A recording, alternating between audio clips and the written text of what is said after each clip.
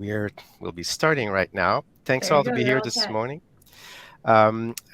We'll have our panel on collaboration, in fact, and not siloed action. This will be a discussion. This will be starting with presentation from the speakers. We'll have Alec Farquar, which will be the first talking about the Canadian situation and giving examples on how it has been in Canada and how it is still. Joe Vipond from POP Alberta, Mass for Canada, and so many other things will be discussing and talking just afterwards. You're at the COP26 this morning in Scotland, Joe. And then we'll have Kevin Hedges from Workplace Without Borders, former president of the International Workplace Without Borders. And then Goja Gasparovich. She's talking about the exponential growth of this pandemic so eloquently. So she will talk about many things around elimination and zero COVID. We'll see in the coming minute. And then I will complete with some short items. And just after that, we'll have the panels exchanging on a couple of questions and topics related to collaboration, interdisciplinary collaboration, international collaboration, and we'll be Alec and I just moderating the panel discussions. So without further ado, since we're already a bit late, I will let you start. Go ahead, Alec, with the presentation. Thank you for this. Okay, I'm starting my stopwatch. There we go. So hello, everybody. I'm so glad to be once again back in the WHN space. It's been so valuable. I'm going to be giving an overview, and I'm hoping to launch a few themes that others might pick up, or they'll have their own priorities, of course. First of all, I'm part of the Canadian Aerosol Transmission Coalition. I'll be focusing on that, how it developed, what it's been up to, its successes. As background, Canada is a federal system. We have 2 official languages, and like probably everybody around this table from around the world, it's not as simple as just having a country and having everybody all the same. There will be many barriers. There'll be many challenges to working together. In our case, it's 2 different languages. Often we're in separate cultural spaces, and in many ways separate political spaces, and we have a strong federal system, which means that our national government can't just tell everybody what to do. We also have very strong provincial governments. So another problem, and I imagine you'll be hearing a lot about that from other speakers in terms of how it's played out. We came from a really wide range of backgrounds. In my case, I was a senior leader, director after SARS in our Ministry of Labour in Ontario. So I was personally responsible for implementing the learnings from SARS through a commission called the Campbell Commission. And I'm very, very proud of the role that I played and all the people that I worked with played. And of course, what happened after that, which was earlier in this decade, and in this century, is that many of the measures we put in place were abandoned. It left Canada terribly unprepared, much less prepared than we had been and could have been. This is serious stuff. We'd abandoned our stockpiles of PPE. We didn't have any vaccine manufacturing capability. We had no PPE manufacturing capability to speak of. We had a poor data system. We had abandoned the precautionary principle dealing with aerosol transmission, and we had weakened our regulatory enforcement, especially in long-term care. So we were caught unprepared when we should have been better prepared. Our coalition built on many pre-existing relationships. This is, I think, really important for the group and the discussion. We just didn't come fresh to this. I personally happen to have SARS-related, infectious disease-related experience, but other people were coming more from other backgrounds. And in my case, the asbestos struggle was a real foundational struggle that I learned a lot from in terms of international collaboration and interdisciplinary approaches in particular. Our group has organizations in it, but really it's the individuals. So we have Workplace Health Without Borders, the Canadian Registration Board of Occupational Hygiene, Masks for Canada, COVID Stop, Mission Panache. Those are Quebec organizations. But really, day to day, it's been individuals. We're an interdisciplinary group, and that's such an important element. Respiratory protection expert, frontline physicians, a microbiologist, occupational hygienists, a number of them, regulatory enforcement folks, and my co-chair today, a ventilation engineer. Some of us knew each other from previous lives, others did not, and it's been a great pleasure and an enjoyable activity as well as an important one politically.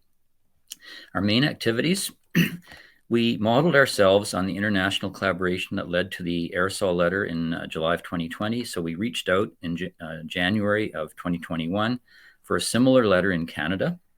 We had over 600 signatories. We intervened after that, most recently in our federal election in September, with a call for greater protection based on recognition of aerosol transmission, and we have just kept going. We've done media briefings. We've had a lot of great media connections and coverage. We've not just reached out through advocacy, we've reached out to the system, including the science table, and maybe Stephane could talk about that a little bit. We've had some really interesting engagement with our Ontario science table, that is the official people looking at the COVID response.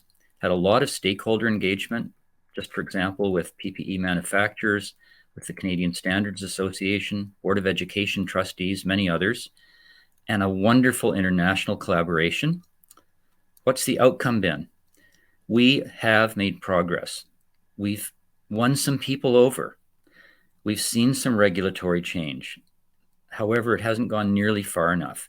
The resistance is stubborn and powerful. And here we are, sitting in November, and we are still so far from where we need to be. One last comment. While we are critical of the public health leadership and their approach, we've been careful not to just slash away at them, because they at the same time are under ferocious attack from the right, especially anti-vaxxers, death threats. So that's a fine line to walk sometimes, and I imagine that'll come up in the session as well. So thank you for coming, and I look forward to the discussion. Thank you very much, Alec. Really great insights and a lot of things to discuss. So we'll go to Joe Vipond. You can I already presented you, and as I said, the many initiatives you're involved in. So just go ahead with your presentation. Yeah, I'm in awe that Alec has touched on so many important points, and I'm a little sheepish because I'm not prepared with a prepared statement, so I'm just going to be riffing here.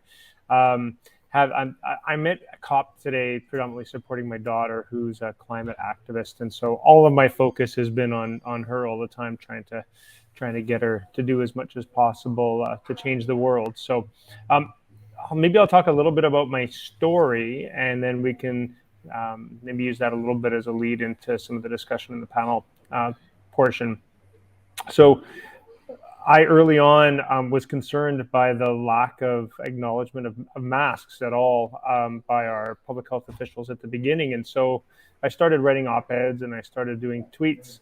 And after about a month of doing this, people were reaching out to me to say, we need to organize in order to push things forward, in order to not work in silos and to be an organized group. And so fortunately, at that time, I had a little bit of a social media presence because I had been quite vocal on this stuff. And so it became pretty easy to gather similar-minded people together. And so I just one day said, we're going to meet at Tuesday at 7 p.m. and here's a link, or reach out to me for a link. And all these people stepped up, people from the physicians predominantly, but then also we had workplace safety people. We had a dental hygienist, scientists like Goja Gasparovitz, and we quickly formed this coalition of great thinkers. And I think because that's really what this panel discussion is about, is that collaboration. I just have to say how powerful it's been, working together on WhatsApp and through emails, spelling each other off in meetings. And the one thing I kind of equate it to is this idea of a hive mind. So I feel that, this breadth of interdisciplinary intelligence is something that I can reach out to at any time and say, here's a thought that somebody's reached out to me, a criticism, what are your thoughts? And suddenly I have 20 amazing thoughts. And instead of just having to rely on my own synapses to get me through mentaling something out, we riff on each other and we work together to create knowledge, or to create to advance our processes. I'll just tell one more little story about the next step in the adventure, and that's that in this summer, our illustrious leaders here in Alberta decided to start treating the pandemic like an endemic, basically saying this is going to be just like the flu, and we're going to treat it as such. And so, it's very similar type of thing happened. I said, we've got to stop this. Who's in? And again, all these citizens and scientists and physicians who cared about good COVID policy reached out at the same time. We started to organize. We did marches in the streets initially, and then we followed that up with regular, initially 3 times a day briefings, no, 3 times a week briefings, and now we're down to once a week briefings because the situation isn't quite as dire. But again, this ability to think things through as an organization rather than as an individual has been incredibly powerful. So those are my stories and some of the thoughts that I've gleaned from this adventure that I've been on. Thank you very much, Joe. Anyway, it was, as I said, not a formal presentation. So what you did was absolutely great and to the point. That's the intro portion. Now we'll have Kevin Hedges, which is in Costa Rica right now. So another really different context than Scotland in terms of weather right now. So go ahead, Kevin. Thanks, Stephane, and thanks, Alec. Isn't it great to be able to share our stories like this? And I'll share my story. Firstly, I'm the former president of Workplace Health Without Borders, and I'm a current board member of Workplace Health Without Borders, along with Alec. We've got over 1,000 contact members in our organisation, and we have branches in the UK, the US, Australia, and we also work closely with Oceania Africa and South America as well. We're expanding rapidly. So it's been really pleasurable to get international speakers to present through Workplace Health Without Borders, like Professor Rainer McIntyre, Professor Lydia Morowska, Professor Joseph Allen from the US, Professor Lisa Brossu. So really, it's good knowledge activism, and it's also bringing these great speakers into Canada, international speakers into Canada, to share their stories. That's my volunteer job. My professional job is with the Occupational Health Clinic for Ontario Workers. And I see Val Wolf's on the line at the moment. So Val's the executive director with OCAO. And OCAO in itself has been very great around advocacy, around knowledge activism. So also involving, international presenters at our webinars, which have been run regularly, to really try and push the science hard. And both Workplace Health Without Borders and the OCAO webinars are recorded. So if you go to either WHWB or OCAO on the web, you can see all of those recordings. I'm also, it's really great to be part of a broader network as well. And it'd be remiss of me not to mention John Odick, who's an occupational hygienist with OCAO. And I'd say he'd probably be one of the best occupational hygienists in Canada. If I could just refer everybody on here to John. He's amazing. He's got an amazing mind. OCAO have been really supportive here too, and they've really been pushing the science. And it's all about science, right? Unfortunately, politics have taken over. And, when you look at the infection protection and control people, they're still advocating droplet contact. It's a hard sell. Like, it's really frustrating, but we need to keep on. The other piece of information I just want to share is, I'm also part of a group, a recently formed network, where we're looking at respirators and masks, and we're looking at all of the meta-analysis that have been done. And there's a professor some of you will know him, David Fissman, who was on the science table. He's looking at the heterogeneity of different studies in the meta-analysis, and there's some major flaws there. Like we know, as an occupational hygienist, I've got 30 years experience. I'm certified with the Australian Institute of Occupational Hygienists and the American Board of Industrial Hygienists. But we know that respirators, will be effective source control and also personal protective equipment, respiratory protection. So, we really need to push that hard. And I just think it's really great that we can have this discussion and just share our ideas and thoughts. And that's my piece. Thank you. Great point, Kevin. Thanks for to give us the context of the workplace health without borders. So, Gojia. So we've been discussing about the importance of dealing correctly with this pandemic since last year, and you've been presenting so much to educate and explain to the people what is an exponential threat and how we need to deal with it. So I just give us some insights from as the others from your experience in the last year. Thank you very much for inviting me to this panel. It's really, it's really awesome to be part of it and talk to so many smart people. So yeah, I'm developmental biologist. So basically, I observe living things growing or dying, like cells differentiating and how fast it goes. I got overwhelmed a few times with seeding cells on Petri dishes. So you go to the lab, you have to split them, two dishes.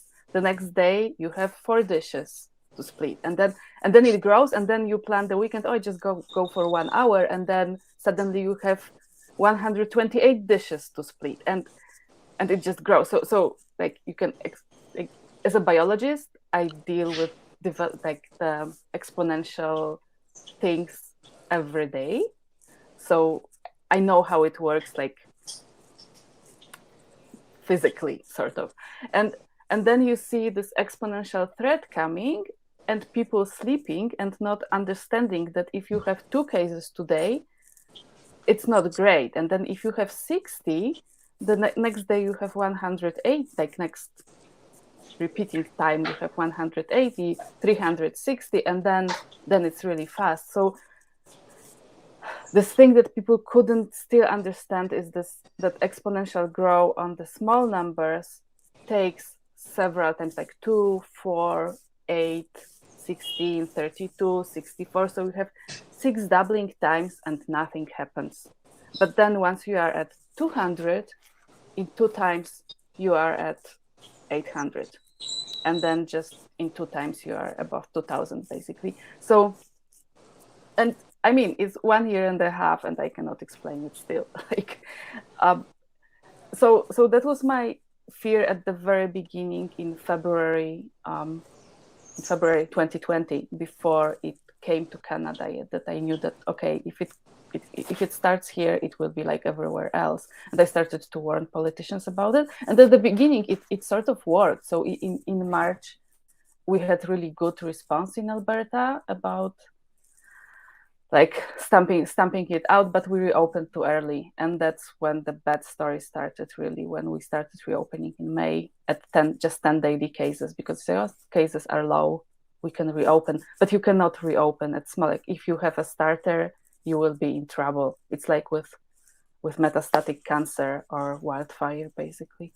So, and then this activism, real activism part started. So I met a lot of people basically on Twitter, and people started to agglomerating together. Like Twitter is amazing. Like something about it, how people can connect, and then connect in a very horizontal way. So you can basically contact, if the DM is open of an even established professor, you can say just, hey, I have a question, and that's it. So not even with the email, you need this, hey, I'm so and so, could you please?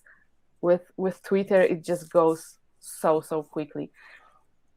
And then Zero COVID Canada got formed around winter last year, and so basically in Zero COVID Canada, there's again such a multidisciplinary group of people. So you have educators, scientists, doctors, engineers, aerosol specialists, involved worried citizens, and programmers, like basically people from different walks of life. We wrote an open letter in spring. It had so almost 7,000 Canadians from all over Canada signed it. We've been urging Canadian governments, both federal and provincial, to follow elimination strategy, that basically saying that mitigation strategy, so just reacting when hospitals are overwhelmed, doesn't work. And it proves not to work over and over. Now we are going down from the fourth wave.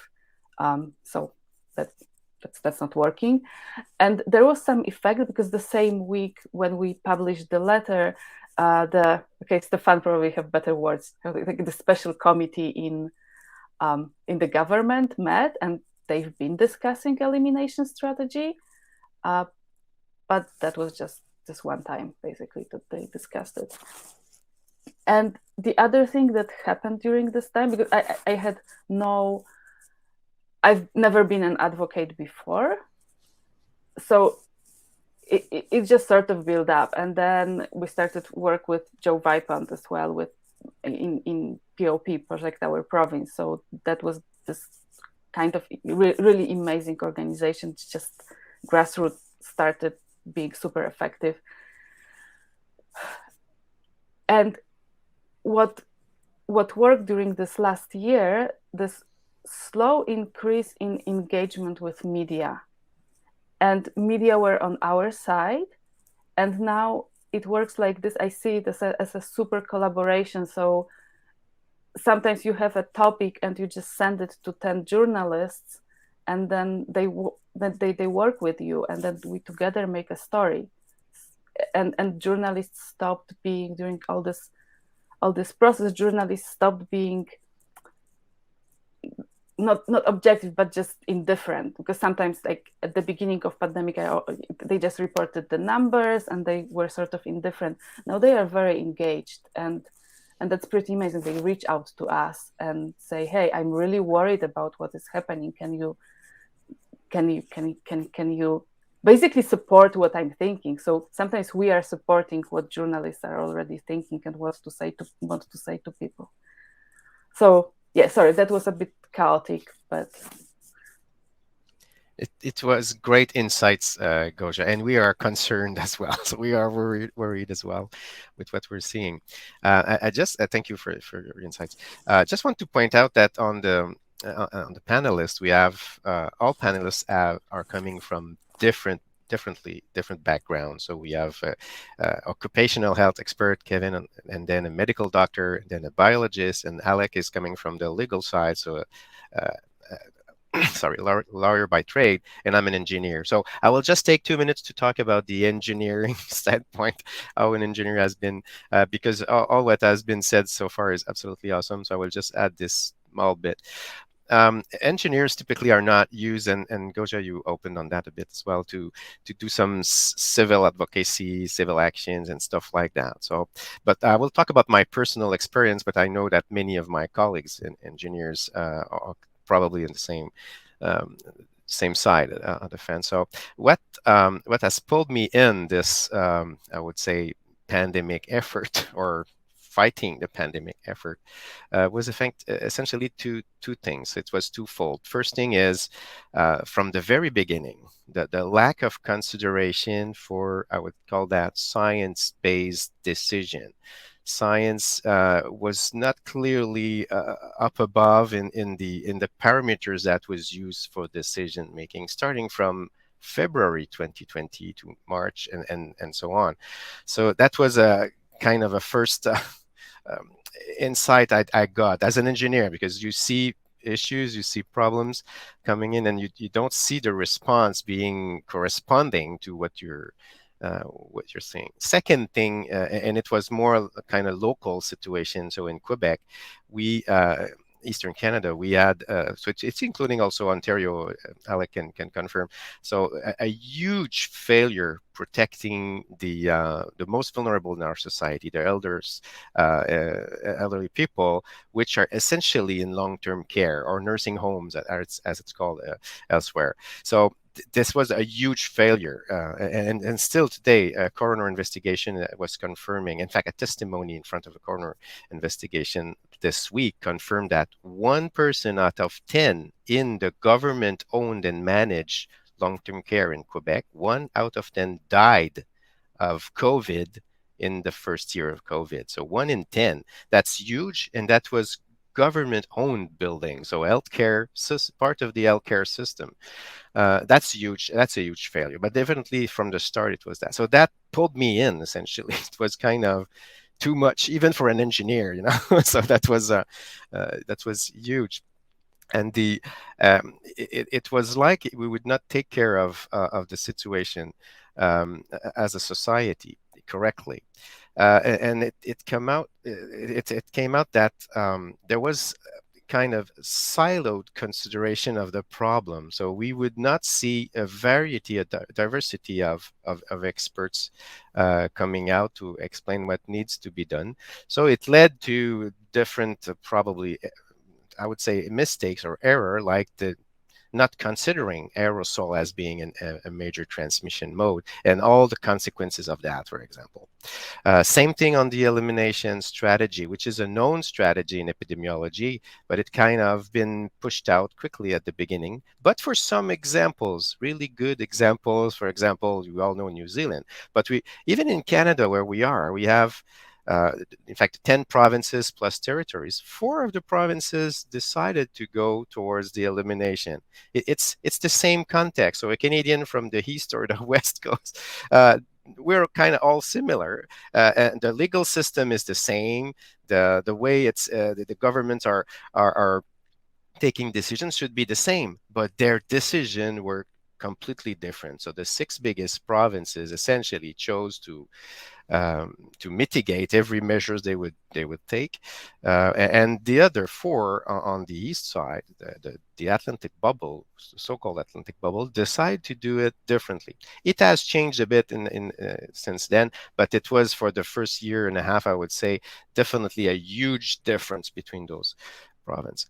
So as an engineer working in risk mitigation, I was completely amazed of seeing why in front of the same problem, the decisions were so different. Okay, so it needs, and the problem was that politics and another consideration were kind of taking control of the decision making. So that's why the discussion we're having today is to make sure that on the long term, even on the advocacy side, I'm not talking about the government side, even on the advocacy side, interdisciplinary collaboration is taken care of. So we'll start the panel. I will finish on that. So we'll start the panel. I know, Joe, you have a limit in 10-15 minutes. So we'll start with a couple questions. Maybe, Alec, do you want to ask first question? And I want to point out that every person in the room, so all the participants which are here with us, can ask questions as well. So don't hesitate to raise your hand or to ask a question, whether it's on the chat on the left. So to open it, you need to click on the small button, which is the green button up on the left side, or you can talk right away if you need. But Alec, maybe you can start with the first question, and I can add to it after that. Okay. Mute. So, and I think we're including. We're really trying to encourage discussion from those who are attending. And I would suggest that if someone who's attending has a question, just introduce yourself briefly, country that you're from and your involvement, so we've got an idea where you're coming from. So at least for the panel, and I'm sure this could spark discussion, what we thought we'd start with is, how do people see interdisciplinarity, collaboration, and outreach? And by outreach, I mean engagement with others, which could be a very broad category. How do you see this as an important aspect of tackling the current pandemic and in future?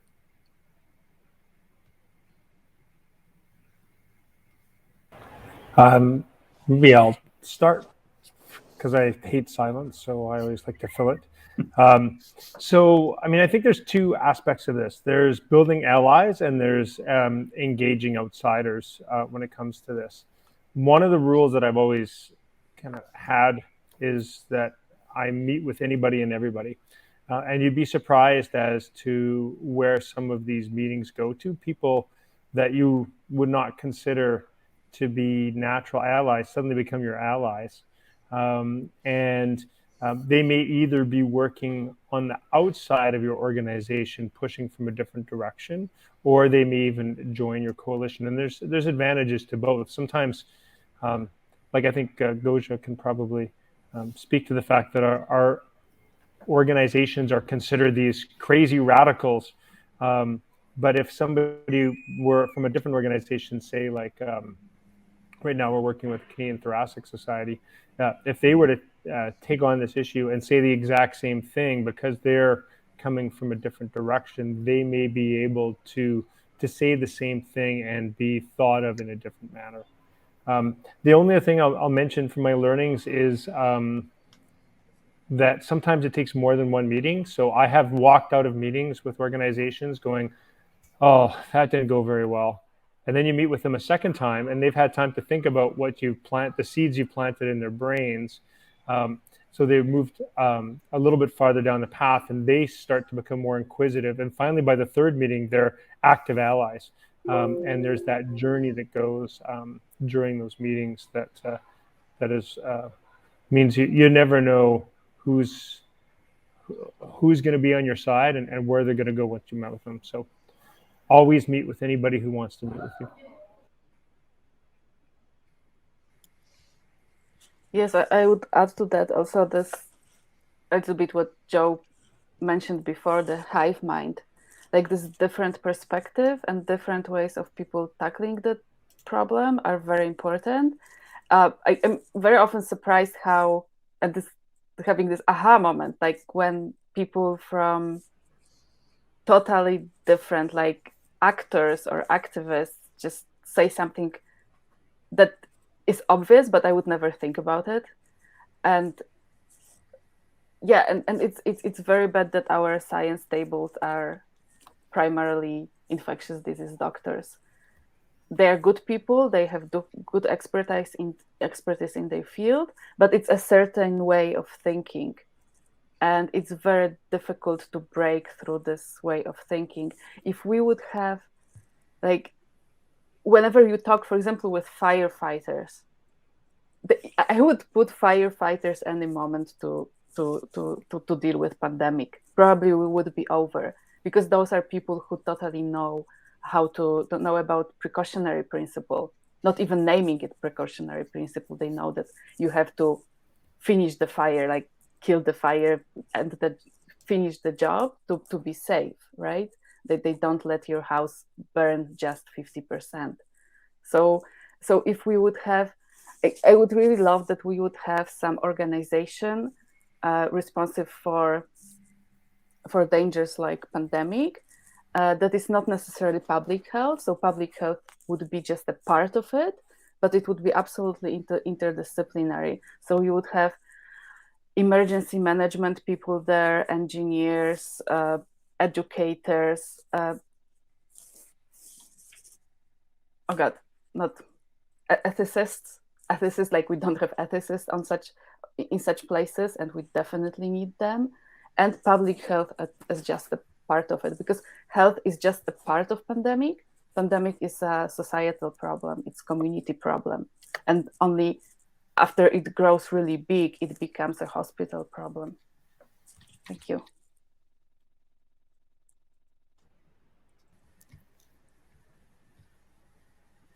Oh, Kevin, if you're still on mute, I think you want to talk. Yep, Okay. sorry about that. So Unir actually presented through OCAB a couple of weeks ago, and he talked about the importance of teamwork.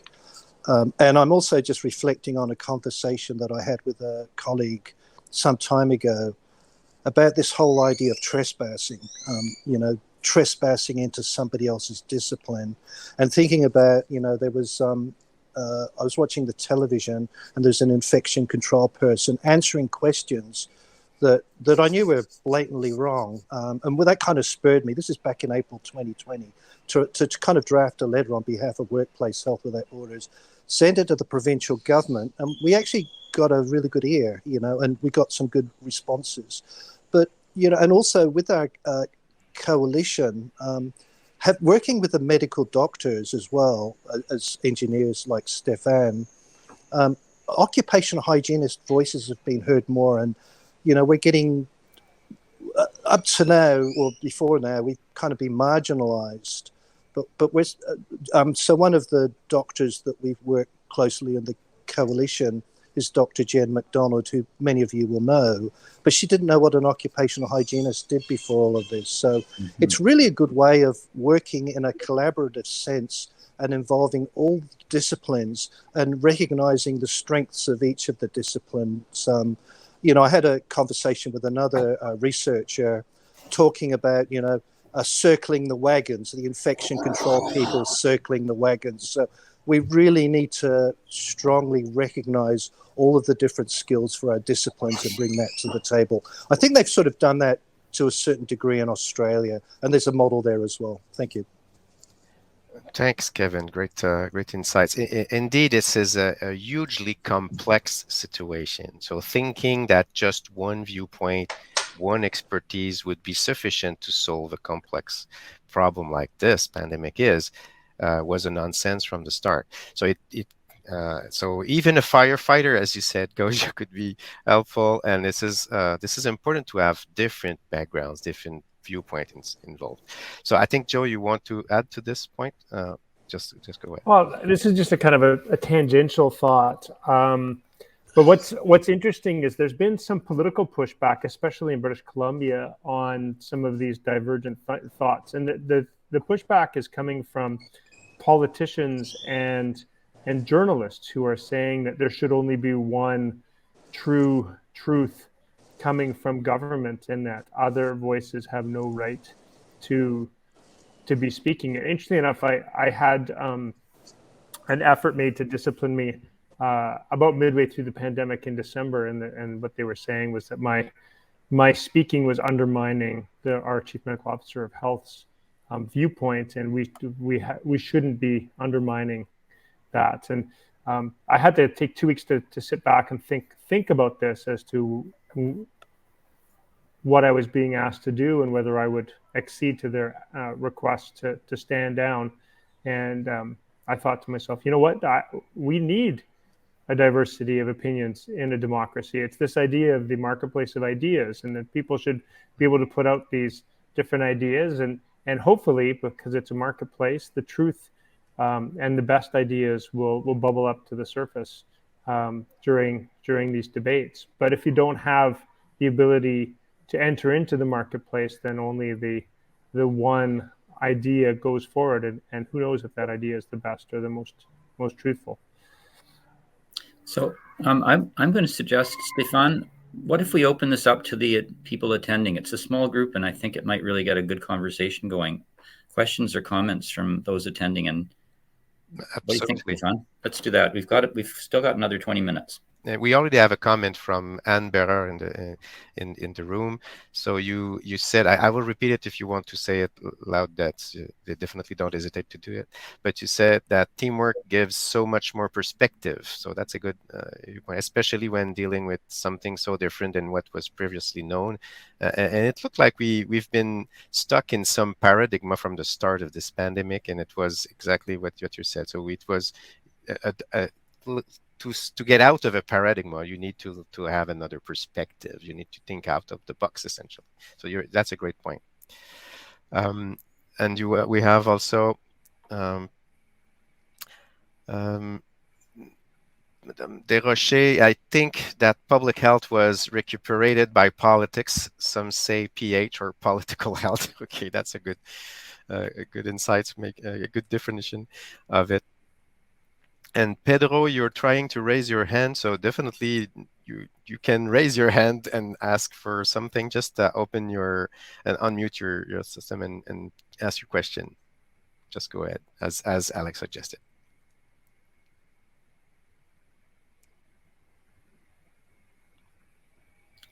Pedro, are you able to? Pedro's muted right now. No, okay, now you're on mute. Try to speak to see if it's working. If not, I'll just try to see if I can.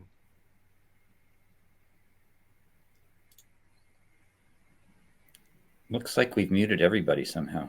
It's not supposed to be muted. I will. Can you just put yourself in the middle row, Pedro? Maybe it's because you're below. They've changed a bit. Is it working? Can you hear? Yes, Cecile, it's working now. Okay. So that's Pedro, the thing. You need to okay. be in the upper bubble. And actually, can I make a comment or just raise a question and? Well, go ahead, Cecile, and then we'll have Pedro asking the question he was I asking. wait. I leave the space for Pedro and then. Okay. Well, by all means, Cecile, I'm not sure if you guys can hear me now. Is it We okay? hear you well. That's great. Go ahead, Pedro. Hi, good afternoon. I figured I would just step forward and say something because I've been listening to the debate since the beginning, and I guess we've just found out how we can get everyone to say something. But yeah. Well, hi everybody. So I come from I'm a safety practitioner. I work in the aviation industry, both as a line pilot and a flight safety officer for a large aviation group that has an international presence. I happen to be based in the UK, in northeast Scotland as well. So Joe, pretty much witnessing the same weather patterns as you are down in Glasgow, I guess. So I guess I don't have a specific question for you all, but what I wanted to share is that a bit like some of the stories I've heard, I've been following with keen interest the evolution of the debate when it comes to aerosols specifically. I mean, since at least, I don't know, July, August last year, mostly through the work of Jose Luis Jimenez in Colorado. And, I've tried to convince my company to adopt carbon dioxide monitors, looking at air changes per hour in the building, and adopting some of the aerosol mitigation measures. And it's been incredibly challenging, I must say. And I also wanted to bounce on what Gozi, you mentioned firefighters. Well, I've done a couple of stints in the fire industry, primarily as an aerial firefighting helicopter pilot. So basically transporting fire brigades. I'm not a firefighter per se, but I also follow with interest a lot of what's been done in terms of the safety field, looking at how firefighters, are one of the examples of a high reliability organization, and the way they communicate, the way they learn, the way they deal with risk.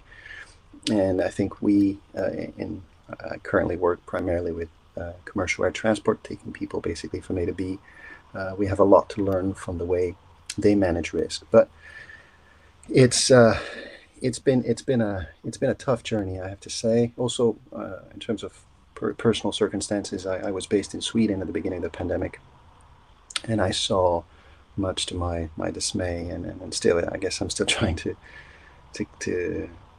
process, what I witnessed on the ground in Sweden at the beginning of the pandemic, and just the way this whole pandemic was handled from a public health standpoint, from a political response, from a media. You guys have been talking about media. Well, as I'm sure some of you may be aware, the media response in Sweden was problematic, to say the least. In terms of how the general public was gaslit, and a lot of the specialist voices and the dissident voices that were trying to raise awareness for how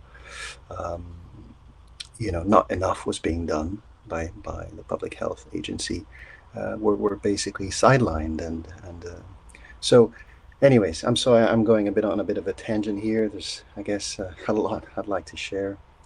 I've been meaning to. I obviously discovered this platform, well, initially through Nassim Taleb and Yanir Banyam, whom I looked up as Voices of Sanity for the last 24 months, and I wanted to thank you all for I guess being here today and creating this venue and allowing for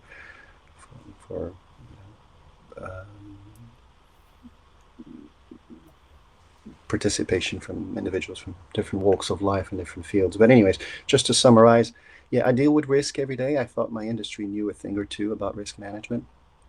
We historically have prided ourselves in, having pioneered a few things, aviation, but there's clearly an awful lot we still need to learn, and it's been a struggle, I have to say, to even get the paradigm shifted here and focus on the aerosols, and so I'm looking up to you guys for guidance, I guess, and still obviously following very closely what's coming from you specialists and all the other inputs. Thank you so much. That's all. Sorry, Thank you. That was a long intervention. Thank you, Pedro, for the comment. Great insights from an industry that could have been helping more if people would have been considering other viewpoints, not just the PH viewpoints. And Joe had needed to jump off, just for you to know. But Cecile, you wanted to talk, but just to let you know, I cannot move you up, so you need to go up if you need to speak. So that's the way to be able to ask questions. So as Yes, you exactly. did, Cecile, earlier. Thanks very much. Okay, thank you all. It's really interesting to hear that some other people have the same challenges and difficulties.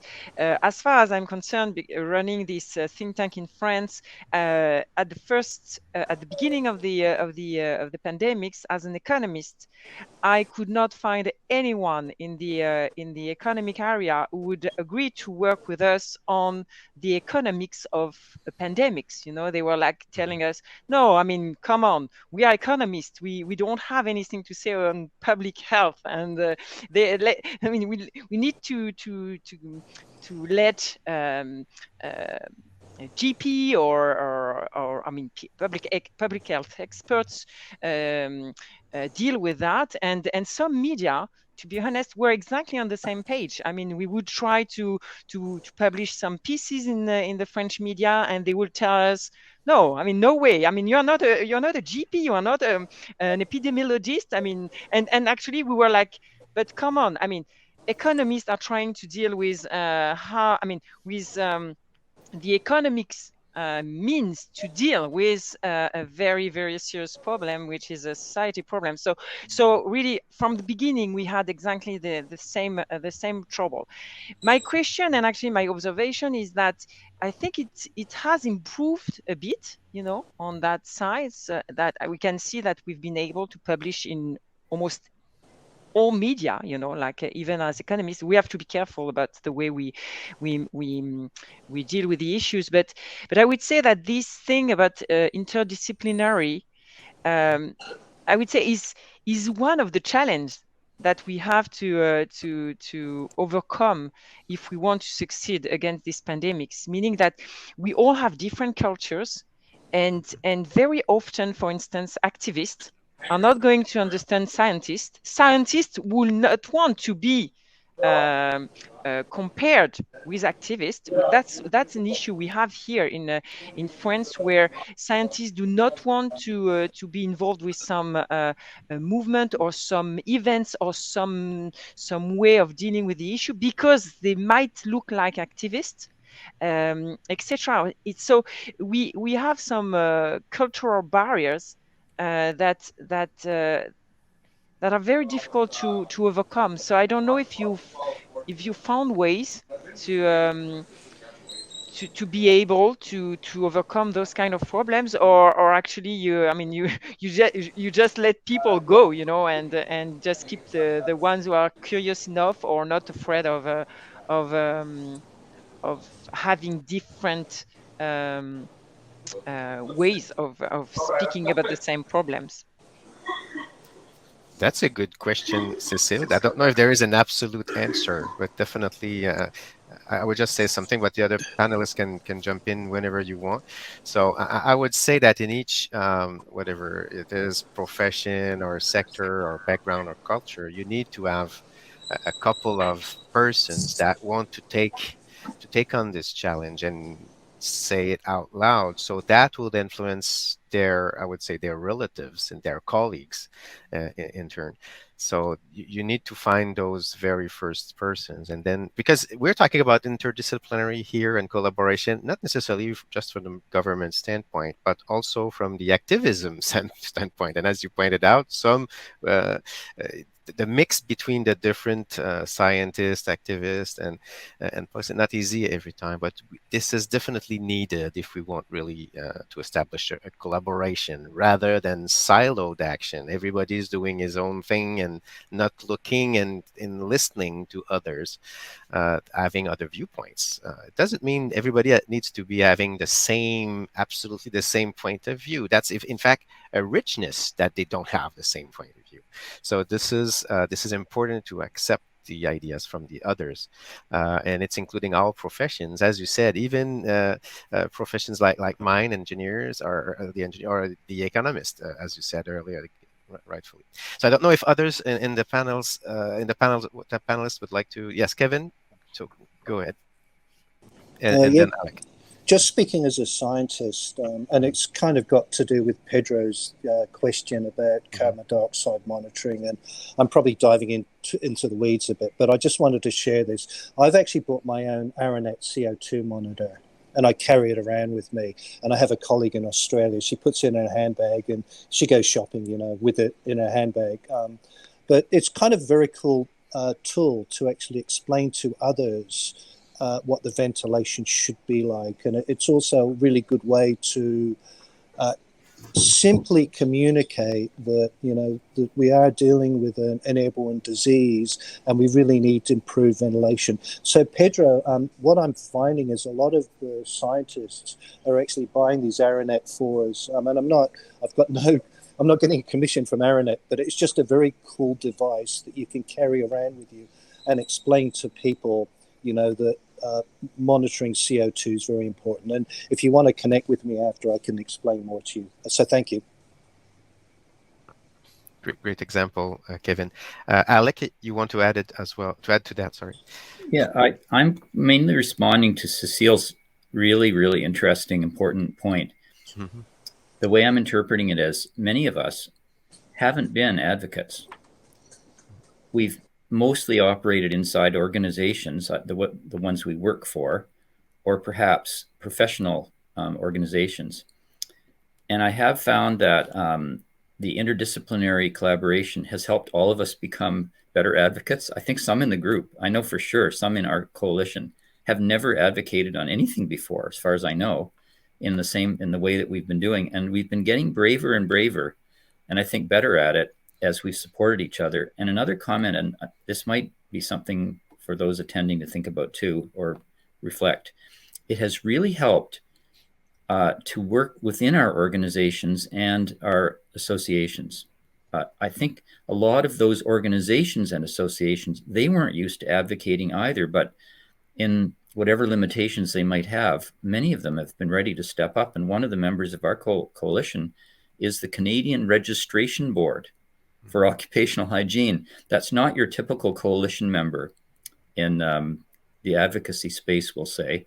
Mm-hmm. And I've done a lot of work with another member of our group inside the Canadian Standards Association, also not known as being a radical advocacy group, but it's played a wonderful role, especially around developing approaches for return to work, safe return to work after COVID. So perhaps we've learned to mobilize our spaces better, not just our own personal.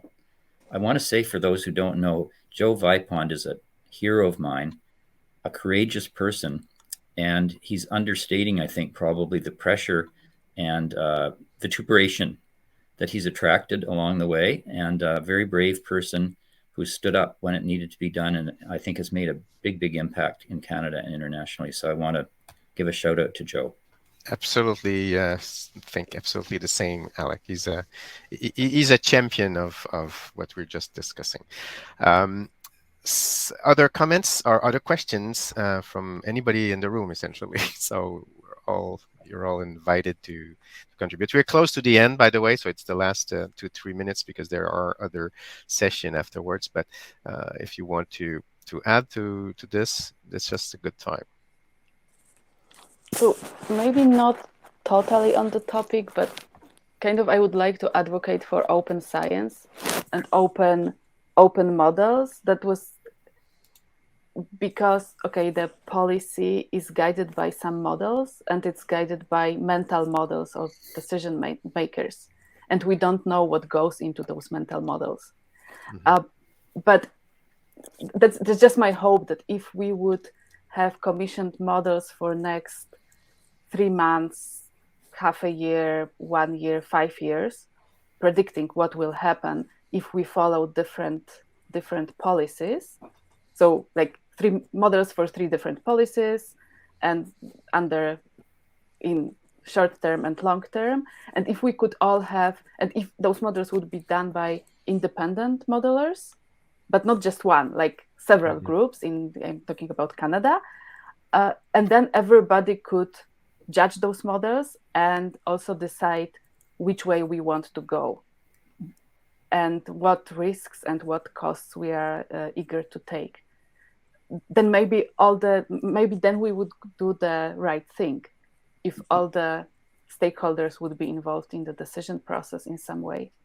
I don't know if I was clear in this, but what I mean is that now decisions are made, but they are made without consent of the society and without a proper open discussion about where we are going. So. Absolutely, Goja. There needs to be a change in the way decisions are taken, and that's why collaboration and interdisciplinarity is important for the different modeling you were talking about. So models, simulations, or evaluation coming from one group and other groups, that would be great. And the other thing we all need to, if we want collaboration to thrive, it's an open-minded attitude, not being blocked in the paradigm thinking that everything was sold and decided before, that it cannot be aerosol based, whatever. Okay, you understand? So open-mindedness, it's absolutely important in any discussions, because we need to be able to get the viewpoints of the diversity of group and not stay in our silos. Okay, that's the key point. That's on that. I will need to close. Maybe, or if someone wants to have the last word, it's open for everybody, but we'll need to close in a couple seconds. Alec, I don't know if you want to add to the closing. Just to thank the panel and everyone, and absolutely. What a couple of years we've had together here and around the world, and looking forward to more collaboration as we reach the end and emerge. So thanks very much, all panelists, all participants. It was a great exchange and discussions. Thanks very much. Bye, everybody. Bye-bye. Bye-bye. Thank you.